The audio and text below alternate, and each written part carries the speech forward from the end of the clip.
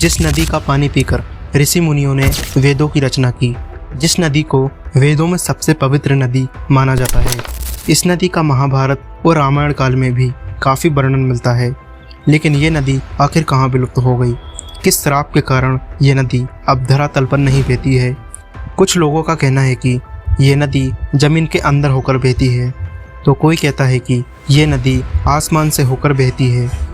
जानेंगे ऐसी ही एक गुमनाम नदी के बारे में, जिसका रहस्य आपको सोचने पर मजबूर कर देगा।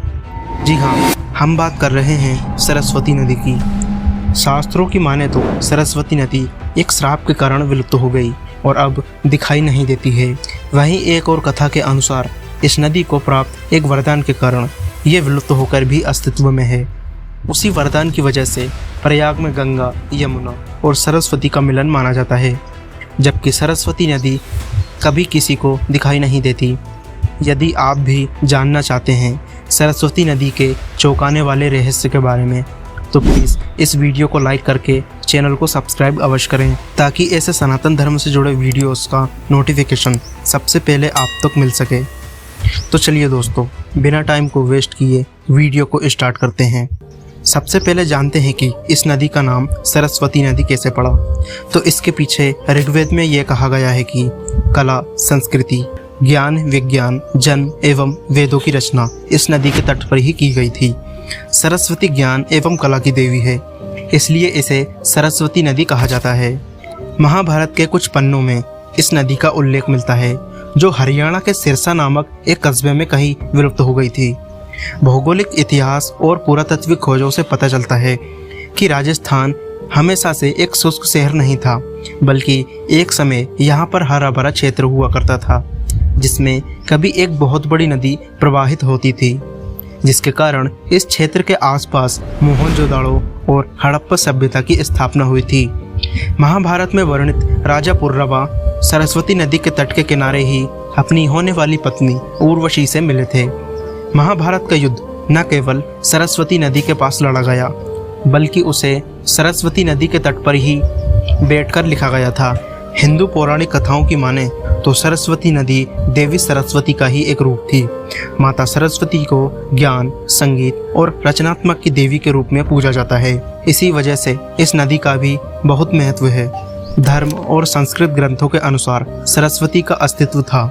ऋग्वेद में सरस्वती नदी का उल्लेख मिलता है और इसकी महत्ता को दर्शाया गया है। संस्कृत की कई पुस्तकों में भी इसका उल्लेख है।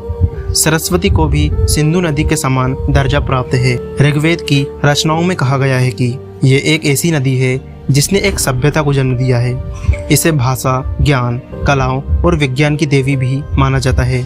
ऋग्वेद की रचनाओं को इस नदी के किनारे ही बैठकर लिखा गया था, लेकिन इस नदी के अस्तित्व को लेकर बहुत वाद विवाद हुआ है। ऋग्वेद में सरस्वती का उन्नवती और उदकवती के रूप में वर्णन मिलता है। महाभारत में सरस्वती नदी के प्लचवती नदी, वेद स्मृति नदी, वेदवती आदि कई नाम आए हैं। ऋग्वेद में सरस्वती नदी को यमुना के पूर्व और सतलुज के पश्चिम में बहती हुई बताया गया है। तांडे और जैमिनीय ब्राह्मण में सरस्वती नदी को मरुस्थल में सूखा हुआ बताया गया है। महाभारत में सरस्वती नदी के मरुस्थल में विनाशन नामक जगह पर विलुप्त होने का वर्णन है।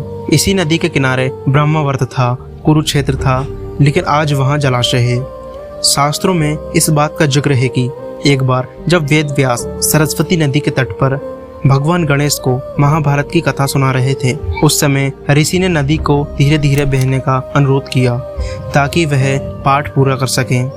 शक्तिशाली सरस्वती नदी ने उनकी बात नहीं मानी और अपने तीव्र प्रवाह में बहती रही। नदी के इस व्यवहार से क्रोधित होकर भगवान गणेश ने नदी को श्राप दिया कि वह एक दिन विलुप्त हो जाएंगी। शायद एक वजह यह भी है कि नदी आज अपना अस्तित्व खो चुकी है।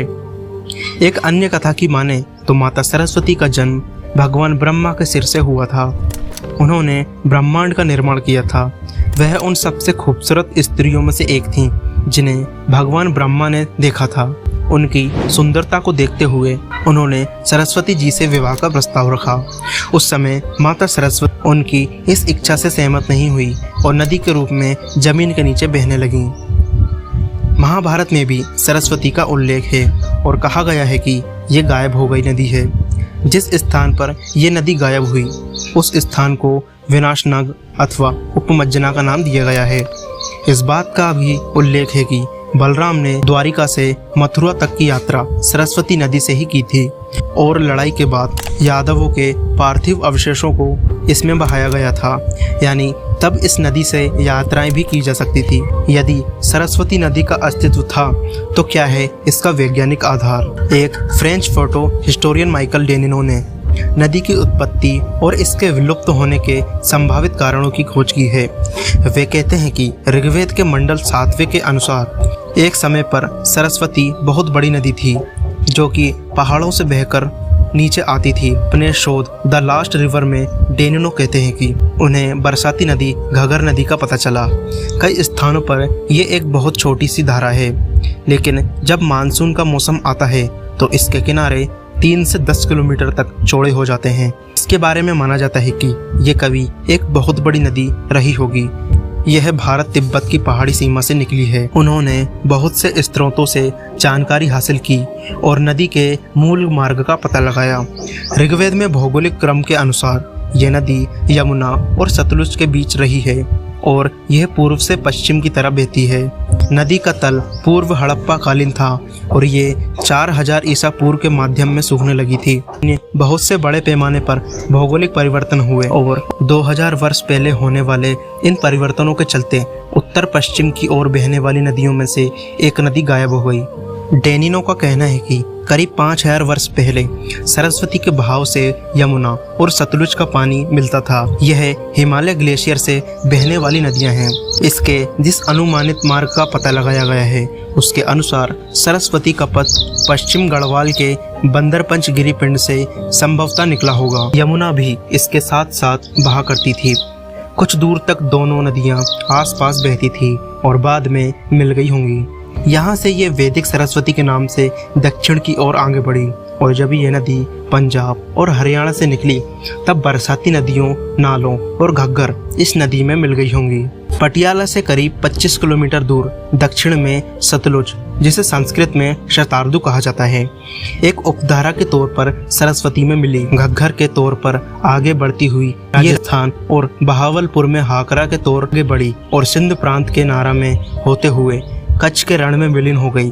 इस क्षेत्र में यह सिंधु नदी के समानांतर बहती थी।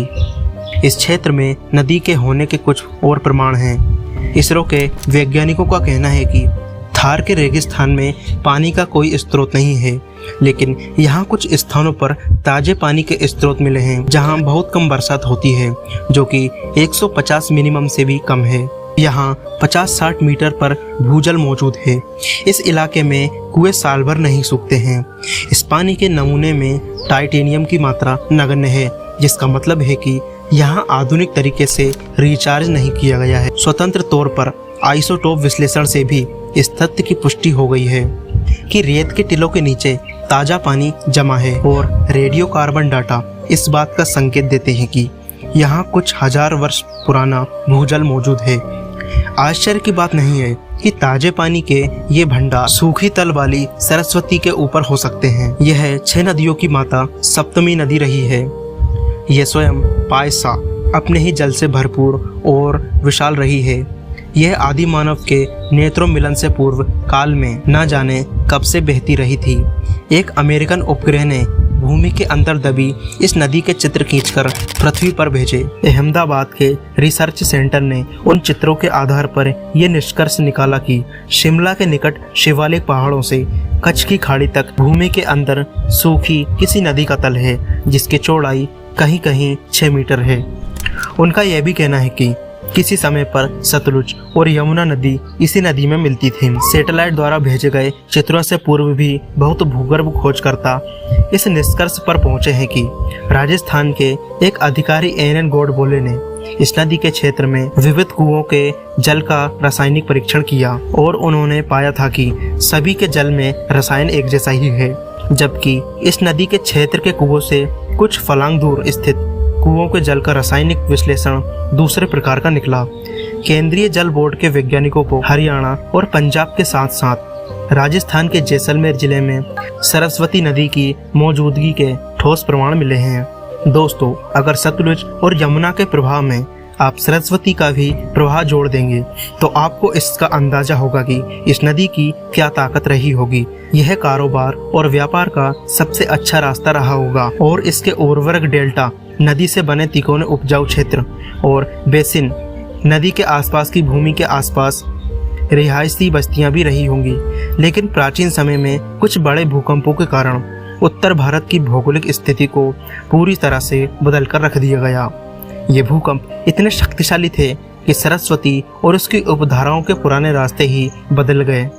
इसका परिणाम यह हुआ कि सतलुज ने रास्ता बदला और ये पश्चिम में सिंधु नदी से जा मिली और यमुना नदी पूर्व की ओर गंगा के पास आ गई। ऐसा प्रतीत होता है कि पृथ्वी की संरचना आंतरिक में हुए बदलाव के चलते सरस्वती भूमिगत हो गई और ये बात नदी के प्रवाह को लेकर आम धारणा के काफी करीब है। सरस्वती सिंधु के इलाके में बड़े पैमाने पर जमीन पर पृथ्वी के निर्माण में होने वाले अवरोधों को सैटेलाइट तस्वीरों से भी जाना जा सकता है। ये परिवर्तन सरस्वती सिंधु के क्षेत्रों में हुआ और इस कारण से सरस्वती का पानी नीचे चला गया और सरस्वती भूमिगत होकर गायब हो गई। अगर हम पानी के इस प्राचीन स्रोतों को फिर से जीवित कर सकें तो ये पश्चिम और उत्तरी राजस्थान की सूखी धरती के लिए बहुत बड़ा उपकार होगा। लगभग इसी काल में एक वैश्विक सूखा पड़ा जिसके कारण संसार की सभ्यताएं प्रभावित हुईं और इसका दक्षिण यूरोप से लेकर भारत तक पर असर हुआ। करीब 2200 ईसा पूर्व में मेसोपोटामिया की सुमेरिया सभ्यता पूरी तरह खत्म हुई। उस समय मिस्र में पुराना साम्राज्य इस जलवायु परिवर्तन के कारण समाप्त हो गया। श्रीमद् भागवत में एक स्थान पर कहा गया है कि श्री कृष्ण जी के भाई बलराम के कारण यमुना ने अपना रास्ता बदल दिया, जो कि उस समय सरस्वती की एक प्रमुख उपधारा थी। पर भूकंपों जैसे बड़े भौगोलिक परिवर्तनों के चलते नदी की दोनों ही बड़ी धाराएं समाप्त हो गई। इसका एक परिवर्तन ये भी हुआ कि राजस्थान का बहुत बड़ा इलाका बंजर हो गया। अगर आप भारतीय उपमहाद्वीप के नक्शे पर इस नदी के रास्ते का निर्धारण करना चाहें तो आप समझ सकते हैं कि यह सिंधु नदी के रास्ते पर करीब रही होगी। पुरातत्वविदों का कहना है कि तब भारतीय उपमहाद्वीप में जो सबसे पुरानी सभ्यता थी उसे केवल सिंधु घाटी की सभ्यता कहना उचित न होगा कि यह सिंधु और सरस्वती दोनों के किनारों पर पनपी थी। डेनिनो जैसे शोधकर्ताओं की खोजों ने इस बात को सत्य सिद्ध किया है। दोस्तों, अब बात करते हैं कि क्या सरस्वती नदी कभी गंगा से मिली? सरस्वती नदी कभी गंगा नदी से मिली या नहीं मिली, यह शोध का विषय अब भी बना हुआ है। वैदिक काल में एक और नदी दृष्टद्वती का वर्णन भी आता है। यह सरस्वती नदी की सहायक नदी थी। यह भी हरियाणा से होकर बहती थी। कालांतर में जब भीषण भूकंप आए और हरियाणा तथा राजस्थान की धरती के नीचे के पहाड़ ऊपर उठे तो नदियों के बहाव की दिशा बदल गई और जहां सरस्वती लुप्त हो गई वहीं दृष्टद्वती के बहाव की दिशा बदल गई। इस दृष्टद्वती को ही आज यमुना कहा जाता है। इसका इतिहास 4000 वर्ष पूर्व माना जाता है।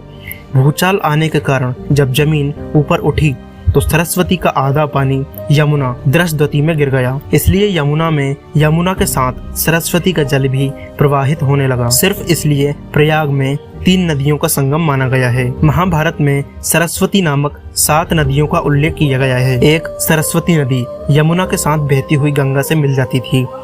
ब्रजमंडल की अनुश्रुति के अनुसार एक सरस्वती नदी प्राचीन हरियाणा राज्य से ब्रज में आती थी और मथुरा के निकट अंबिका वन में बहकर गोकुलेश्वर महादेव के समीपवर्ती उस स्थान पर यमुना नदी में मिलती थी, जिसे सरस्वती संगम घाट कहा जाता है। सरस्वती नदी और उसके समीप के अंबिका वन का उल्लेख पुराणों में किया गया है। उस सरस्वती नदी की प्राचीन धारा भी अब नियमित रूप से प्रवाहित होती है।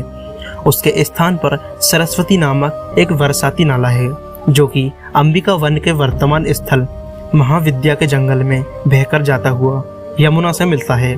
साथ ही सरस्वती कुंड भी है।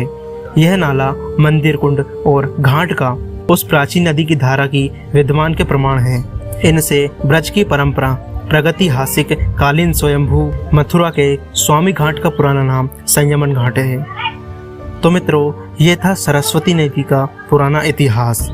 आपको ये वीडियो कैसी लगी कृपया कमेंट बॉक्स में अवश्य बताएं। साथ ही अगर आप हमारे चैनल पर न्यू आए हैं तो प्लीज़ वीडियो को लाइक और चैनल को सब्सक्राइब करके साथ में घंटी वाला बेल आइकन जरूर दबा दें, तभी आपको नई वीडियो का नोटिफिकेशन सबसे पहले मिल पाएगा।